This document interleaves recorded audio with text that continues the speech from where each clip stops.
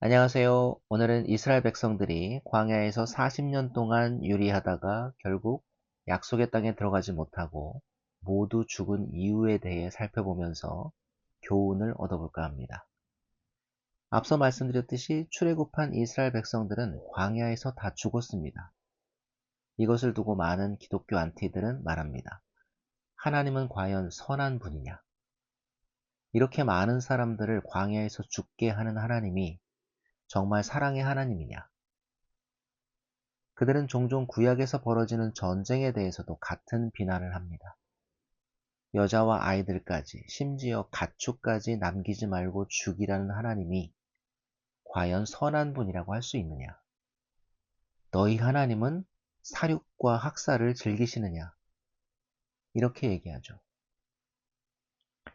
언뜻 이런 비난은 일리가 있어 보입니다. 하지만 이것은 하나님을 인정하지 않는 사람들 편에서 바라보는 관점입니다.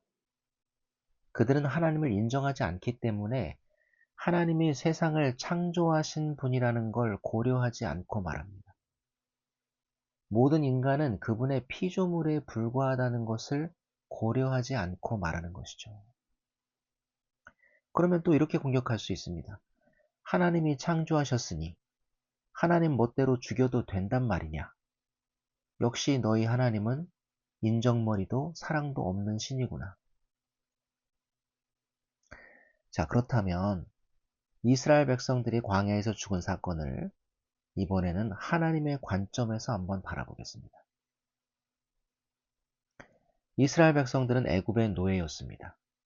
노예의 삶은 우리가 직접 경험하지 않더라도 아주 고되고 힘들고 희망 없는 삶이었을 테죠.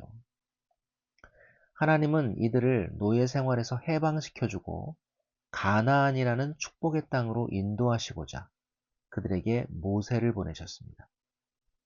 그리고 무려 10가지 하나님의 기적으로 애굽을 심판하시면서 이스라엘 백성들을 애굽에서 구출해 내십니다. 그들은 그 10가지 재앙을 통해서 하나님의 권능과 구원을 직접 목격했습니다. 하나님은 그들에게 또 다른 기적을 보여주셨습니다. 바로 홍해가 갈라지는 기적이었죠.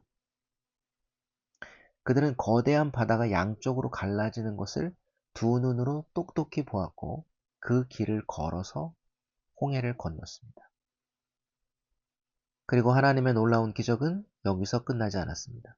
하나님은 이스라엘 백성을 구름 기둥으로 보호하셨습니다.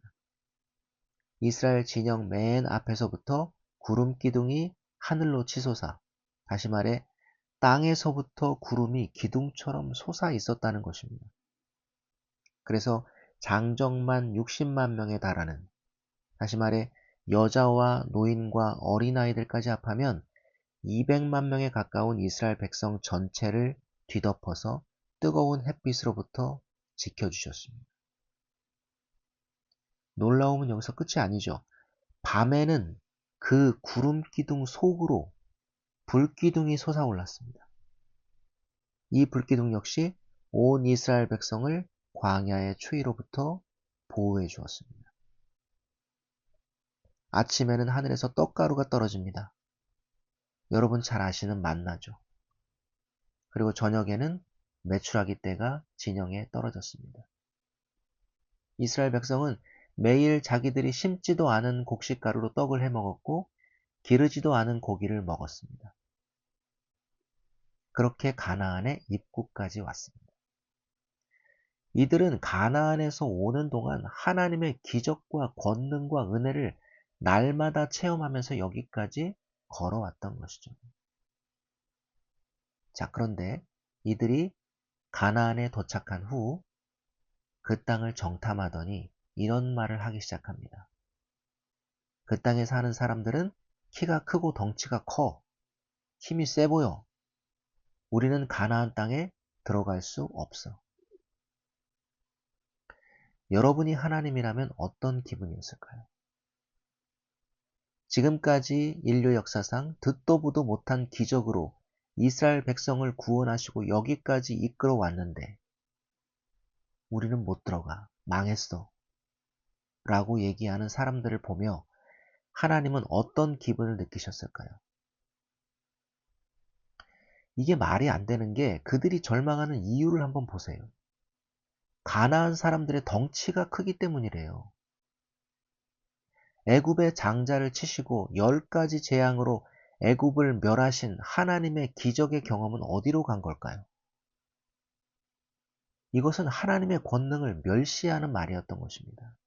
눈앞에서 홍해가 갈라지는 것을 본 그들이 어떻게 이런 말을 할 수 있을까요?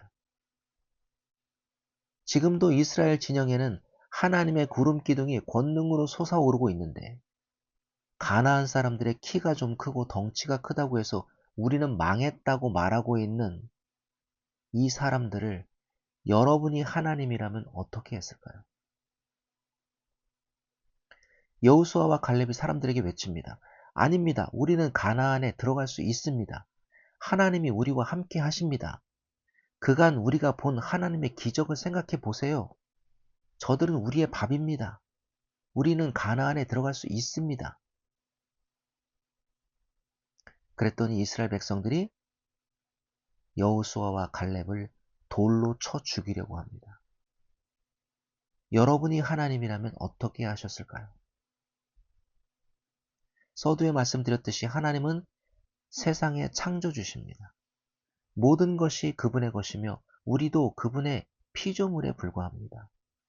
신앙이라는 게 뭘까요? 그런 하나님을 인정하는 것입니다. 우리는 하나님과 어깨동무하는 사이가 아닙니다. 설령 하나님이 우리와 친구였다고 해도 이 사건은 배신감과 치욕을 느끼기에 충분합니다. 그런데 하물며 높고 높은 보좌에 계시며 창조주 되시는 하나님의 권능을 멸시하고 그 영광을 짓밟은 이들을 여러분이 하나님이라면 어떻게 하시겠습니까? 사람들은 이 성경 내용을 읽으면서 10명의 정탐꾼들이 현실적인 사람들이라고 말합니다. 그리고 여호수아와 갈렙을 믿음의 사람이라고 얘기하죠. 하지만 틀린 말입니다. 10명의 정탐꾼은 현실적인 사람들이 아니라 하나님을 인정하기 싫었던 사람들입니다. 그들이 정말 현실적이고 상식적인 사람들이었다면 설령 가나안 사람들의 덩치가 좀 컸다 해도 그들은 진영 앞에 우뚝 서 있는 구름기둥을 봤을 것입니다. 덩치가 산보다 큰 적들이라 할지라도 다 쓸어버리실 만한 능력이 있는 홍해를 가르신 하나님을 떠올렸을 것입니다. 그들은 현실적이거나 상식적인 사람들이 아니라 뼛속까지 하나님을 인정하지 않는 불신앙의 사람들이었던 것입니다. 이 세상에는 두 가지 현실이 있습니다. 육적인 현실과 영적인 현실입니다. 사람들은 대부분 육적인 현실만을 바라보며 현실이라고 말하죠. 그리고 영적인 현실은 인정하지 않습니다. 하지만 이 세상에는 엄연히 영적인 현실이 존재합니다. 어제 내가 기도했던 것들이 이루어지는 현실이 존재하고 나의 삶을 인도하시는 하나님을 경험했던 그 현실들이 존재합니다. 보이지 않는다는 이유로 이러한 현실들을 부정하는 사람이 있다면 그것은 그 사람이 현실적인 사람이기 때문이 아니라 하나님을 인정하지 않는 본성을 가졌기 때문입니다. 이제 그들이 광야에서 죽어야만 했던 이유가 좀 납득이 되셨는지 모르겠습니다. 말씀을 마칩니다. 우리 삶 속에서 일어나는 다행스러운 일들을 우연이라고 생각하지 마세요. 그것은 우리의 삶을 인도하시는 하나님의 역사이며 현실입니다. 그리고 우리가 현실적이고 상식적인 사람이라면 그 현실을 고려하며 살아갈 것입니다. 네, 오늘 내용이 여러분의 신앙생활에 도움이 되셨길 바랍니다. 저는 다음 시간에 더 좋은 내용으로 찾아뵙겠습니다. 한 주간 잘 지내시고 주일날 뵙겠습니다.